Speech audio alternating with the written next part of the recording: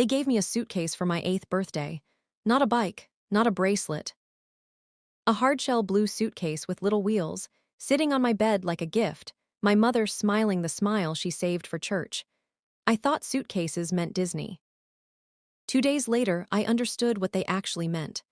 5 hours north, a green house on a lake, and my parents' taillights disappearing toward the airport with my brother in the back seat. My mother knelt down first and said the sentence that would run my whole childhood like a spine. "Strong kids don't make a fuss." Then she was gone, and I stood on that porch and didn't make one. I was good at it already. That should have worried somebody. My name is Myra Sellers. I'm 29 now. It took my parents 4 years to find me after I left home. And when they finally did, standing in the middle of the cafe, I'd built 2,000 miles from Ohio. The first thing out of my mother's mouth told me she hadn't come to apologize. She'd come to collect something, but you need the 9 summers first, because nothing that happened later makes sense without them. Every June, the blue suitcase went in the trunk. 5 hours to Aunt Linda's house on Torch Bay, Michigan. Lunch at her table. Then the car pulling away with 3 people in it, bound for Orlando, Yellowstone, the Grand Canyon, Niagara Falls, a new postcard every July, always in my mother's cheerful round handwriting. Always ending the same way, "Wish you were here. 9 summers, 9 cards." Not one of them ever said, "We miss you." Not one ever said asterisk, "Next year you'll come too." They weren't apologies. They were captions on somebody else's vacation. Aunt Linda kept every card in a shoebox on her pantry shelf, like evidence for a trial nobody had scheduled. I read them the way other kids read cereal boxes, hunting for a prize that wasn't there. I stopped writing my honest, "what I did this summer" essays around year 4. Nobody noticed the difference. That told me more about my house than the postcards ever could. To be fair, and I've spent years learning to be exactly that fair, not an inch more, it didn't start with cruelty. It started with a hospital. My brother Danny was diagnosed with leukemia when he was 6 and I was 2. 4 years of chemo, church fundraisers, my mother sleeping folded into a vinyl chair by his bed. I understand it. A house on fire organizes around the fire. Danny went into remission in 2003. The bell rang, the balloons went up, and that should have been the end of it. Instead, it became scripture. My parents came out of those years with a mission: make memories with Danny, because we almost ran out of chances, and a belief about me that hardened like concrete. Myra is the easy one. Myra doesn't need anything. Here's the detail that took me 20 years to say out loud. The summers without me didn't start during the illness. They started 2 years asterisk after he was cured. The emergency ended. The system it built did not. Nobody ever looked at the 8-year-old carrying her own suitcase up the porch steps and asked if the triage was still necessary. When I was 10, I made my case for the Grand Canyon. I packed a week early, wrote a list titled "Reasons I Should Come," practiced my speech in the bathroom mirror. I delivered it in the kitchen while my mother dried dishes. She knelt to my eye level, voice soft as flannel. "This trip is for your brother, sweetheart. After everything he's been through." Then, tucking my hair back, "Strong kids don't make a fuss." I went upstairs. I did not make a fuss. But at 9 that night, I heard wheels rumbling on hardwood. My suitcase was already packed and waiting by the door. Somebody had answered my speech before I ever gave it. I never asked again. Here's the mercy in the middle of it. Though, Aunt Linda's kitchen was the one place I wasn't the quiet one, the easy one, the one who didn't need anything. Widowed young, 30 years running a bakery, she put me to work my first summer with her, real dough, real customers. She taught me pie crust with her hands over mine on the rolling pin. Cold hands, warm heart, perfect for pastry. Once, across a peach pie, she told me, "In this house, you're not the quiet one, you're just Myra." Then she started to say something else and didn't. Like a woman walking to the edge of a dock and deciding the water was too cold. I found out what was behind that unfinished sentence the summer I was 12.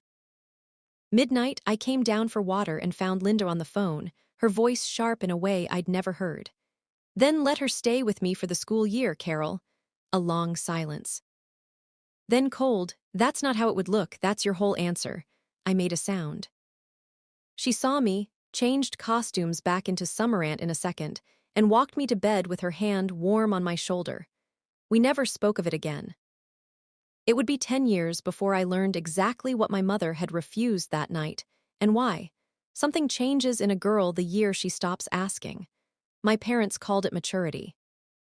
I called it arithmetic. At 14, I opened a notebook and wrote a date at the top, June 2015, the month I'd turn 18, and underneath it, a countdown disguised as a budget. At 17, I ran my first real operation. Volunteered to stay home alone instead of going to Michigan, waited tables all summer. And taped an envelope marked asterisk out asterisk inside my closet behind the winter coats. By graduation, it was a shoebox holding $6,400, and not one person in my house had asked what it was for. They assumed college. I let them. I was saving for a door. I found that door in the Cedar Run Library, at a corner table with an atlas, a town wrapped around a lake so blue it looked painted. Coeur d'Alene, Idaho. I mailed job inquiries under a friend's return address so nothing could be intercepted. In May, a cafe called the Lakeshore wrote back, "Dishwasher, starting summer, paid almost nothing." I slept like a queen. Graduation was a Saturday in June. My parents came, sat through 40 minutes of the alphabet, then leaned over to whisper they had to leave early. Danny's new job was throwing a dinner, and traffic. "So proud," my mother said, squeezing my wrist. I walked the stage and looked out at 2 empty folding chairs. It didn't even hurt in the usual way. It felt like a receipt, the universe itemizing exactly what I was to them, so I could leave with the math already done. That night, I left a note weighed down with the sugar bowl. "I'm safe. I'm an adult, please don't look for me," signed with just an M. 3 days and 2,000 miles later, with a prepaid SIM swapped in outside Missoula and my old number dead in a Montana trash can, I came over a rise and saw the whole town open up below me. Pines running down to that impossible blue water. 18 years old, everything I owned in a hatchback, nobody on earth knowing where I was. It should have felt like falling. It felt like the first full breath I'd taken since I was 8. 11 days later, a police officer knocked on my motel door. My mother had filed a missing person report the day after graduation, and it had traced a debit swipe straight to me. I handed him my license and my new lease. He asked the only question the law actually cares about. "Are you here of your own free will, ma'am?" I said yes. He explained it like a bus schedule. "Your family will be told you're safe, not where you are. That's your right and left." The system my mother thought would fetch me home instead drew a legal curtain between us, and her church voice charm couldn't touch it. One last voicemail got through before I changed my number. "Myra, this is very dramatic, honey. We raised you better than this. Strong kids don't make a—" I deleted it mid-word. It's the only time in my life I got to finish that sentence for her myself. I built a life inside that curtain. The cafe's owner, Rosa Delgado, ran her kitchen like a small navy and taught me to run one too. I fixed my own busted heater rather than call the landlord thrift, I told myself. It wasn't thrift. It was doctrine. Needing things is a tax other people pay. Remember that about me. It's the flaw this whole story turns on. When Rosa's baker sprained a wrist that first Thanksgiving, I rolled a test crust the way Linda had taught me, and Rosa said, "Your aunt raised a baker." 2 years in. I finally opened the packed suitcase I'd never fully unpacked and found the shoebox of 9 postcards at the bottom. I carried them out to the burn barrel with a lighter in my fist and put the lighter down because burning them felt like one more disappearance, and I was tired of solving things that way. Instead, I sat at the counter after close and wrote the truth under my mother's captions. Summer 3, I taught myself to swim because no one was there to watch. Summer 8, Linda asked what I wanted for once, and I couldn't answer because nobody ever had. 9 cards, 2 handwritings, 2 versions of one childhood. By year 3, I was basically running that kitchen, and Rosa, 66, hips going, offered to sell me the cafe. $40,000 down, seller financed, monthly, for someone I trust. I taped a sheet of graph paper inside my closet door, $40,000 at the top, $23,400 underneath. For a year and a half, that sheet was my religion. Her one condition: don't disappear on me. I laughed. She didn't. And through all of it, one thread never broke. Every June, I mailed one blank postcard of Lake Coeur d'Alene to a greenhouse in Torch Bay, no signature, just a small pie doodled on the back. Linda never wrote back. She had no address. But she kept the secret at every holiday table in Ohio, and I wouldn't learn what that cost her until everything broke open. It broke open because of a magazine. A writer profiling Laketown institutions wanted our huckleberry pie, and Rosa, who never met a spotlight she didn't shove someone else into, volunteered me. Every alarm in me went off. Then I looked at Rosa's arthritis, at the graph paper, and did the math I'd been avoiding. You can't run a business on a witness protection heart. I said yes. My name went in print for the first time in my adult life. 2 weeks later, a second cousin of my mother's found the article online and left a comment under my photo. "Isn't this Carol's girl?" A Tuesday in late October, the bell over the cafe door rang. And I looked up into 4 years and 2,000 miles. My mother in her good wool coat, hair grayer than the version I'd been arguing with in my head. My father behind her, holding the door the way he always had, his free hand trembling. My mother swept the room, the chalk menu, the framed article, my name tag on an apron cut for someone bigger, and delivered her verdict. "So this is what you left your family for." That's when I knew. They hadn't driven 2 days for an apology. They'd driven 2 days for a pickup. I poured them coffee anyway. A woman who owns her ground can afford to. For 20 minutes, my mother gave me the authorized history of my childhood. 9 wonderful summers, the gift of independence. Look how well it turned out. She wasn't lying.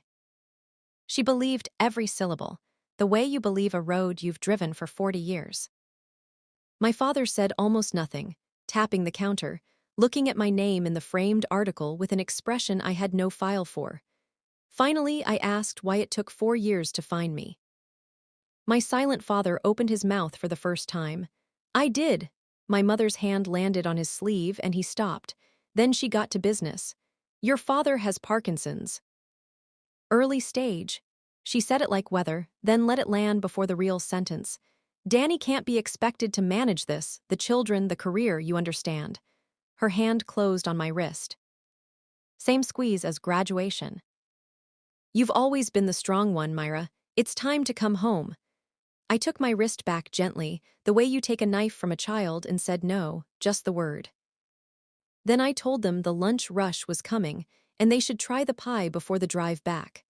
That night, Danny called from a number my mother had forced out of me. Not the family script, a real question. "Was it true you hated going to Aunt Linda's?" I told him everything. Long silence. Then, 26 years old, voice cracking. "Mom told me you loved it there my whole life." I believed her. He didn't ask me to come home. He asked one thing: don't disappear on me again. I called Linda the next night, and she paid off a 10-year debt. She'd offered, that night on the phone when I was 12, to enroll me in Torch Bay for the whole school year. My own room, everything paid, my parents free to orbit Danny. My mother turned it down flat, and her reason wasn't that she'd miss me. It was, that's not how it would look. People would ask questions. 9 summers was the exact maximum my absence could weigh, while the family photo still hung straight. My childhood had been portioned out to the limit of appearances, like a diet. I didn't sleep for 3 nights. Going back wasn't a plane ticket, it was a breach in the hull of the life I'd built plank by plank. So I did something I'd never done, asked for help out loud. I told Rosa everything: Ohio, the suitcase, the graph paper, what a trip home might cost me. She heard me out, arms crossed. "The cafe's been here 40 years. It can wait 3 weeks. Can you?" I booked the flight, and I packed the blue suitcase for the trip. If I was walking back into that house, I was walking in with the luggage they'd trained me on. Thanksgiving arrived camera-ready, the good china, napkins folded into swans. 12 at the table. I came with Linda, and a huckleberry pie in a white box, because for one afternoon, all three of my worlds were about to sit on the same trivet. My mother met us at the door. There she is, our world traveler. Dinner went fine, small talk, casserole logistics, until she stood, dinged her wine glass, and announced to the whole table, "Myra is moving home to help take care of her father." She's always been the strong one. The room applauded. My brother-in-law raised his beer. A cousin clapped. And into that applause, 3-year-old Ellie pointed her fork at me and asked her mother, clear as a bell, "Who is that lady?" That was the actual state of the family.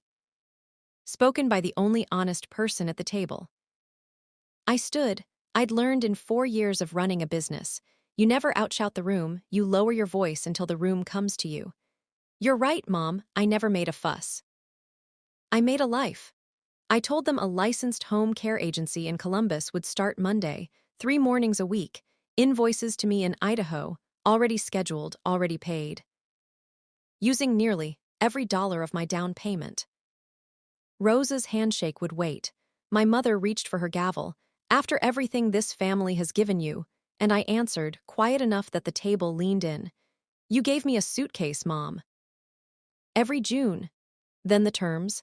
I'd visit twice a year, call Sundays, come as a guest, invited, not assigned, and my name was retired from family announcements for good.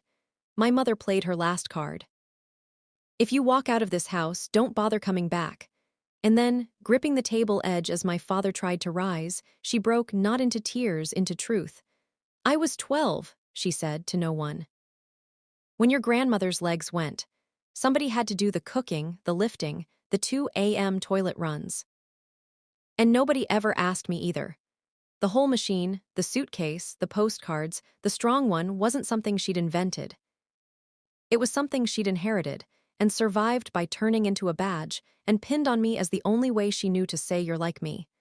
Linda said softly, "Carol, she's not you." "Let her go." I told my mother the only true and kind thing I had left. "I know, Mom, nobody asked you. That's why I'm stopping this." Then my father, still standing, silent his whole life, handed me a folded photocopy. An investigator's invoice from 14 months after I left, no result, case closed at client request, and under it, in his shaking pressman's handwriting, found nothing. "Your mother said to stop. She'll come back when she needs us." "I stopped," he said. "I shouldn't have. I'm sorry, Dad." I put it in my pocket for keeps and covered his trembling hand with mine. "The nurse starts Monday. And when you're ready, I'll teach you to roll crust." A year on, the nurse, Patris, counts his pills. He texts me terrible selfies captioned, "She counts my pills like your mother counts silverware." We talk Sundays. Short calls. Enough, and enough is a fortune where I come from. My mother and I haven't spoken since, except one Christmas card, signed just Mom. Rosa and I signed the papers in March, 25 down instead of 40, 4 more years on the note. A dream with a Leon on it is still a dream. In July, Danny flew out with his daughter. Ellie ate huckleberry pie with both hands and renamed me Aunt Pie. On the last morning, Danny stood a long time at the shelf where the postcards sit open now, read both handwritings, squared the cards, and said, "I'm sorry I never turned the cards over." That was the whole apology, and the only one that ever needed to matter. The blue suitcase lives on the pantry shelf now. It holds tablecloths.